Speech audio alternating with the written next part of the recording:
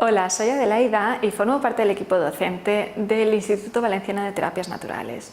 Hoy vengo a hablarte de una de las herramientas de la formación de lógica global convergente, que es la apertura de puntos ciegos. Con la apertura de puntos ciegos vas a conseguir dejar aquellas situaciones sufrientes de tu vida, aquellas contracciones que vives, para darle luz y de esa manera traer aquí al presente tu mejor futuro. ¿Cómo lo vamos a hacer?